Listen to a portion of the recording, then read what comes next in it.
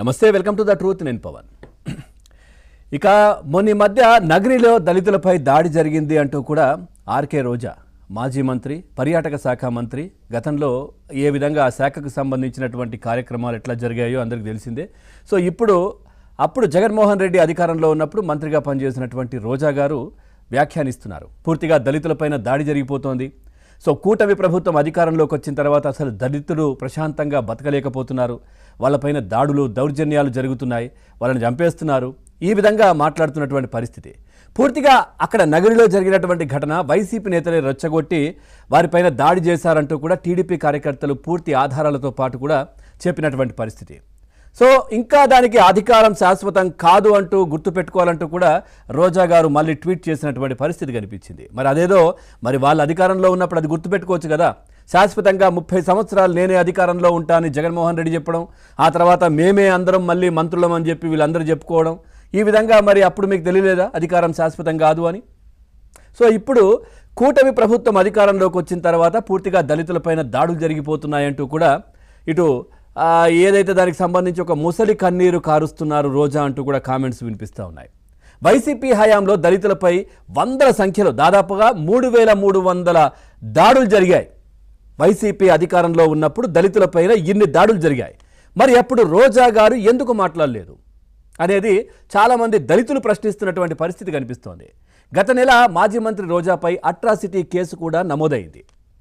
మరి గతంలో మనం చూడొచ్చు, ఏదైతే సూర్యలంక బీచ్లో దళిత ఉద్యోగితో చెప్పులు మోయించారు రోజా దగ్గర పనిచేస్తున్నటువంటి దళిత ఉద్యోగితోని తను బీచ్ దగ్గరికి వెళ్తున్న సమయంలో చెప్పులు దడిచిపోతాయని ఆ దళిత ఉద్యోగి చేతులతో ఆ చెప్పులను మోయించారు. అంటే తను ముందెళ్తూ చెప్పులు తీసుకొని రా అని చూపించినటువంటి పరిస్థితి అక్కడ మనం చూస్తా ఉన్నాం. దానికి సంబంధించినటువంటి విజువల్స్ ఈ విధంగా దళితులను మోసం చేయడం కావచ్చు, ఇబ్బంది పెట్టడం కావచ్చు, అవమానపరిచినటువంటి కోకొల్లలు రోజా కావచ్చు, లేదంటే గతంలో జగన్మోహన్ రెడ్డి అధికారంలో ఉన్నప్పుడు జరిగాయి.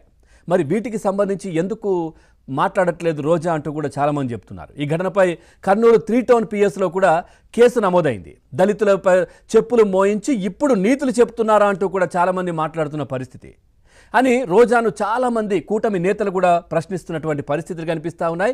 ఇక ఓవరాల్గా మనం చూడొచ్చు ఏదైతే డాక్టర్ సుధాకర్ ఏ విధంగా జగన్మోహన్ రెడ్డి అధికారంలో ఉన్నప్పుడు మాస్క్ అడిగిన పాపానికి పెడరెక్కలు విడిచి మోకాళ్ళపై రోడ్డు మీద కూర్చోబెట్టి ఆయన చచ్చిపోయేంత వరకు కూడా ఆయనను ఎంత ఇబ్బంది పెట్టారో మనం చూసాం. అక్కడ మనం విజువల్స్ కూడా చూస్తూ ఉన్నాం. ఏ విధంగా డాక్టర్ సుధాకర్ను ఒక దళితుడు మాస్క్ అడిగిన పాపానికి ఏ విధంగా ఆయనను ఇబ్బంది పెట్టారో మనం చూసాం.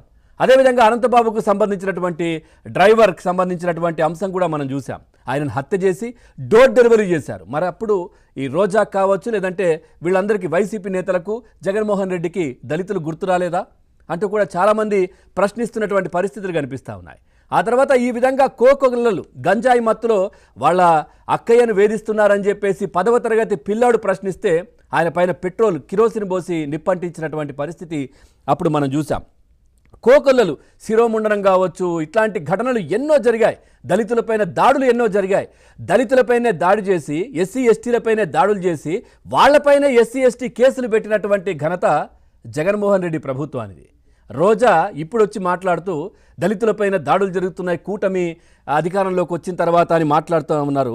దళితులంటే నిజంగా చెప్పాలంటే గతంలో 2015 ప్రాంతంలో మనం చూస్తే కనుక రోజా ఎమ్మెల్యేగా ఉన్నారు వైసీపీకి సంబంధించి. అక్కడికి కొద్దిమంది వస్తే వాళ్ళతో ఏ విధంగా మాట్లాడుతున్నారో ఒక్కసారి చూపిస్తాను నేను.